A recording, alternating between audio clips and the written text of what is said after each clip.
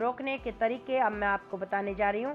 अगर आपका अधिक वजन है तो उसे कम करें, करवट लेकर सोने की कोशिश करें, शराब और अन्य चीज़ों से दूर रहें जिनके कारण आपको खर्राटे आने की समस्या हो सकती है।